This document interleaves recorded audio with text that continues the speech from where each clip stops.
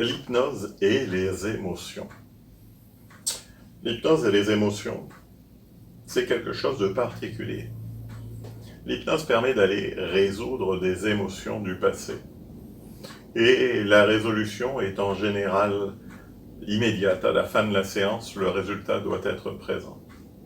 Étonnamment, ce sont les émotions les plus fortes qui peuvent être enlevées les plus rapidement et dont la personne prendra conscience vraiment tout de suite à la fin de la séance. Il y a des processus qu'on utilise en hypnose, il y a des protocoles qui sont là et qui vont permettre d'aller dégrafer, débrancher, désactiver les émotions, notamment des émotions liées à des traumatismes. L'hypnose est particulièrement efficace et rapide dans le domaine du traumatisme. Elle va vraiment avoir un impact extrêmement fort. Comment ça se passe dans une séance? Eh bien, avant la séance, on définit quel est le mot qui génère l'émotion. On ne laisse pas la personne rentrer dans cet état émotionnel. On a juste besoin de définir avec elle au départ ce sur quoi on va travailler par un simple mot. La personne n'a même pas besoin de décrire l'événement qu'elle a vécu, du moment que ce mot génère de l'émotion. Puis on va faire un travail dans lequel on va aller reconnecter certaines parties à l'intérieur et on ramène la personne. D'un point de vue technique, une séance d'hypnose pour gérer un traumatisme est relativement simple. D'un point de vue émotionnel, elle peut être extrêmement forte. Il ne faut pas mentir aux gens, il ne faut pas qu'on se mente à soi-même. Quand on va résoudre un traumatisme, pendant 1 minute, 2 minutes, la personne va revivre l'émotion. Elle la revivra beaucoup moins fort que ce qu'elle avait vécu à l'époque, mais ça va être quelque chose d'assez impactant. Simplement, à la fin de la séance, l'émotion est résolue.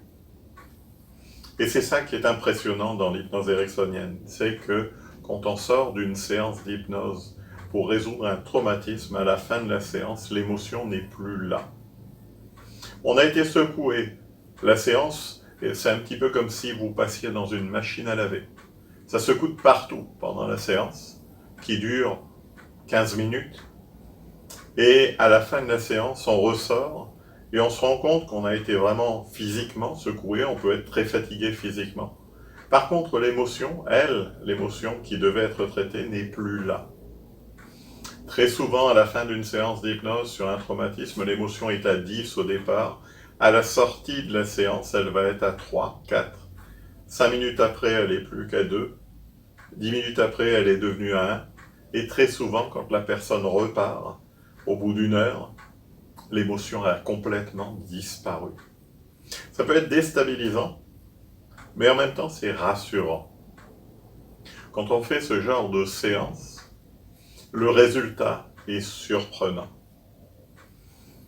Ces méthodes sont efficaces, rapides. L'hypnose ericksonienne fait partie de ce qu'on appelle les thérapies brèves. Milton Erickson, quand il faisait ses travaux, cherchait des méthodes, des techniques qui permettaient aux gens d'être soulagés rapidement, qu'il n'y ait pas de traitement à long terme, qu'il y ait des traitements extrêmement courts. Donc l'hypnose ericksonienne permet des modifications, des changements qui sont vraiment intéressants, rapides, profonds et qui durent dans le temps.